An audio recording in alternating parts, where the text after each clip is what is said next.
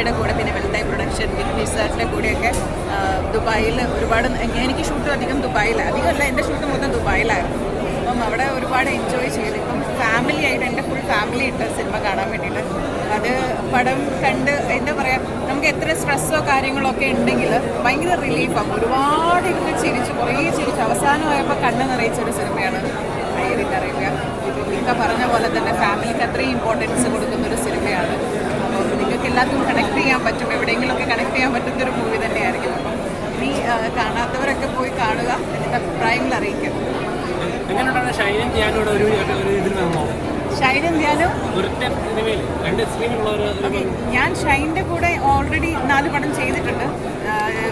ഷൈൻ്റെ കൂടെ അല്ല, ധ്യാൻ്റെ കൂടെ ഓൾറെഡി 4 പടം ചെയ്തിട്ടുണ്ട്. ഷൈൻ്റെ കൂടെ ഇത് 2ാമത്തെ പടമാണ്. അപ്പോൾ എനിക്ക് പക്ഷേ ഇവർ രണ്ടുപേരും കൂടെ ഒന്നിച്ച് വരുമ്പം രസമാണ്. സെറ്റിലാണെങ്കിലും പ്രത്യേകിച്ച് പ്രൊമോഷൻ്റെ സമയത്ത്, മീഡിയയിൽ പ്രൊമോഷനിൽ ഇൻ്റർവ്യൂവിൽ ഇരിക്കുന്ന സമയത്താണല്ലോ ഇവർ തഗ്സും കാര്യങ്ങളൊക്കെ ഭയങ്കര രസമാണ്.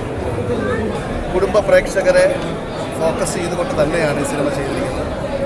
മഹാരഥന്മാരായ നടന്മാർ ഈ സിനിമയിൽ എന്നോടൊപ്പം സഹകരിച്ചു. ഇത് ഒരു അച്ഛനും മകനും തമ്മിലുള്ള ഒരു ഹൃദയബന്ധത്തെ വളരെ സർക്കാസ്റ്റിക്കായിട്ട് ആനുകാലിക സംഭവങ്ങളൊക്കെ കോർത്തിളക്കിക്കൊണ്ട് ഒരു അയ്യരെ ഞാൻ പോർട്രേ ചെയ്തിരിക്കുകയാണ്. അതിൽ വിഘ്നേശ്വരനും ഉർവശി ചേച്ചിയും ഞാനും ഷൈനും ദുർഗാകൃഷ്ണയും അനൻസീറും സുധീർ കരവനെയും സുനിൽ സുഗതയും അതുപോലെ ഏകദേശം 44ഓളം താരങ്ങൾ എന്നോടൊപ്പം സഹകരിച്ചു. എൻ്റെ പ്രിയപ്പെട്ട technicians Anand Masoodan, music editor Johnkutty, Vivek മേനോനെ പോലെയുള്ള ക്യാമറാമാൻ സിദ്ധാർത്ഥ താമസ, വിരുമുരളി, ഇവരെ എല്ലാവരെയും എനിക്ക് മറക്കാൻ കഴിയില്ല. ഈ സിനിമയിൽ പ്രേക്ഷകരെ കണക്റ്റ് ചെയ്യുന്ന ഒരുപാട് കാര്യങ്ങളുണ്ട് എന്ന് ഞാൻ വിശ്വസിക്കുന്നു.